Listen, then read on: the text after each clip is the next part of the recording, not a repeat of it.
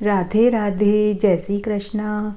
मैं सीमा सिंह बड़ों को चरण स्पर्श, छोटों को प्यार और बराबर वालों को तहे दिल से नमस्कार करती हूँ। आज मैं आपको उत्पन्ना एकादशी की व्रत कथा सुनाने जा रही हूँ। उत्पन्ना एकादशी मार्गशीर्ष मास के कृष्ण पक्ष की एकादशी को कहते हैं। इस दिन भगवान श्री कृष्ण की पूजा करनी चाहिए। एकादशी का व्रत दशमी तिथि की शाम से ही शुरू हो जाता है। व्रत करने वाले मनुष्य को दशमी तिथि की शाम को भोजन नहीं करना चाहिए। एकादशी के दिन ब्रह्मबेला में उठकर भगवान कृष्ण की पुष्प, जल, धूप, अक्षत से पूजा करनी चाहिए। व्रत में भगवान विष्णु को फलों का भोग लगाना चाहिए। ब्रह्मा, विष्णु, महेश त्रिदेवों का संयुक्त अंश माना जाता है।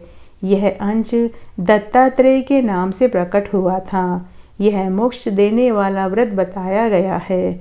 इस व्रत को करने वाला मनुष्य अश्वमेध यज्ञ के बराबर जितना फल प्राप्त करता है। आइए अब हम उत्पन्ना एकादशी की व्रत कथा सुनते हैं। सतयुग में एक बार मूर नामक दैत्य ने देवताओं पर विजय प्राप्त करके इंद्र को अपदस्थ कर दिया। देवता भगवान शंकर की शरण में पहुंच गए।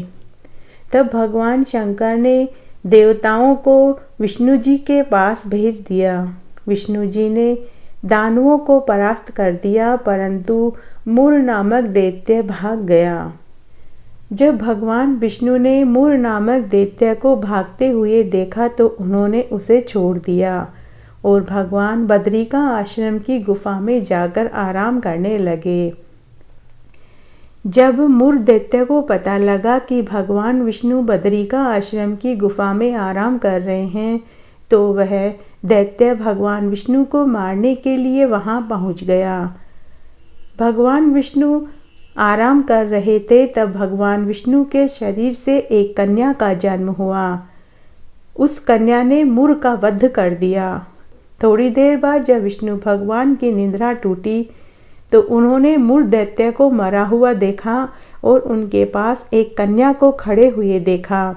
तब भगवान विष्णु ने उस कन्या से पूछा कि यह सब कैसे संभव हुआ। तब कन्या ने विष्णु भगवान को बताया कि मैं आपके ही अंश से उत्पन्न हुई शक्ति हूँ।